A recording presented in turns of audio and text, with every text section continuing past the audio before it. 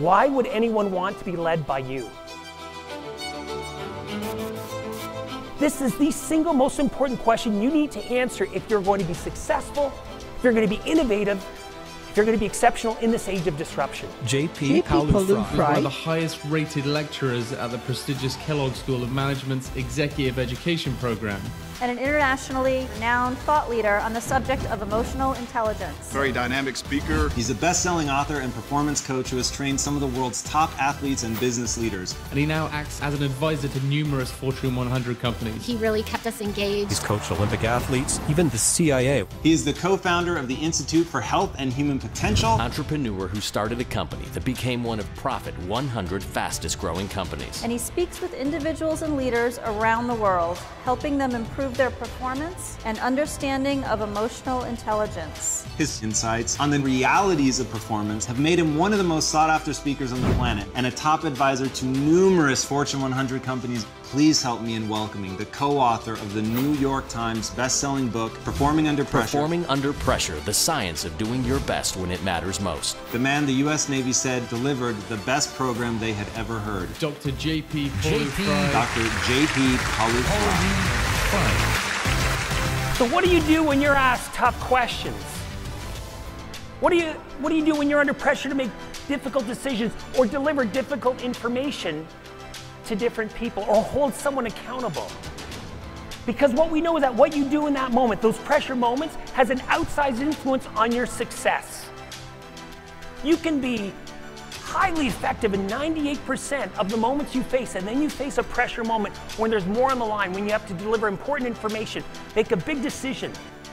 And if you're not close to your best in that moment, you're in trouble. Why would somebody want to sacrifice their time, their talent, their career, their time away from family for you? If you were not here and your team was here, where would they put you on this continuum from exceptional to unexceptional? Where would you be on the line? Do you even know? That's an important question. What's the impact you're having on people, especially in those pressure moments?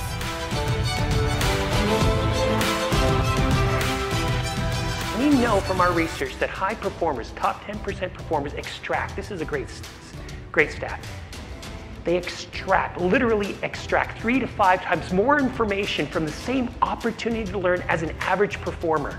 Think about that for a minute. Even today, are you sitting on the edge of your seat saying, hey, I'm going to take notes, I'm going to try and get everything I can, or are you kind of like, I've heard stuff like this before and I'm kind of tired, I'll look at my handheld. Literally, that attitude will drive, are you a top 10% performer or not? The irony is pressure diminishes us, pressure doesn't feel good. We avoid. Then we don't get an opportunity to practice, because what's true is that while in the moment it diminishes us, it doesn't feel good, when you take a long view, pressure actually helps us get better. So I'm going to challenge you to become a student of human behavior. Understand, what do you do under pressure? What are your default behaviors? How does that impact everyone around you? Warren Buffett says it better than I. If you have an IQ of 150, take 30, sell it, get some value for it.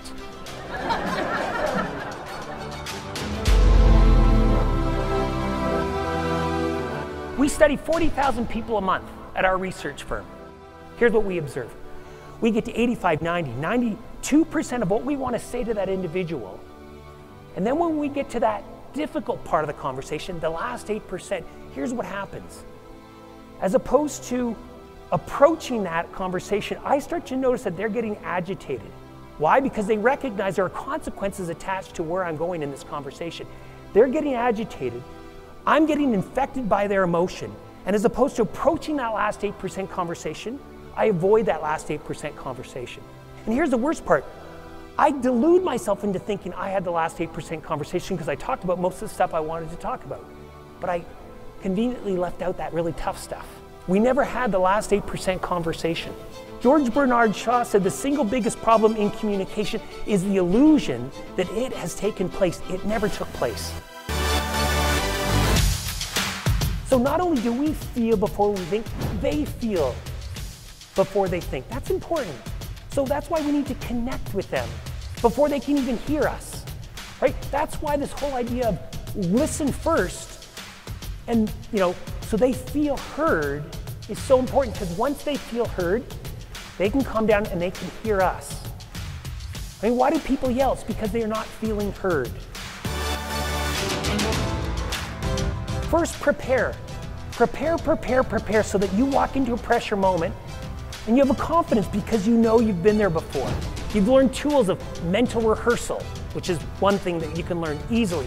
You know what to do when you drop markers. You know not to take it personally, not confuse impact for intent, so you're prepared. And now when you're in this moment, this pressure moment, there's a greater probability that you will be courageous, that you'll take the opportunity in that moment and step in and do what's difficult. Have the last 8%. Admit the mistake or do whatever it is.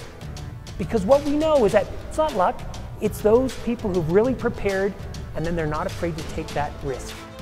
Thank you very much.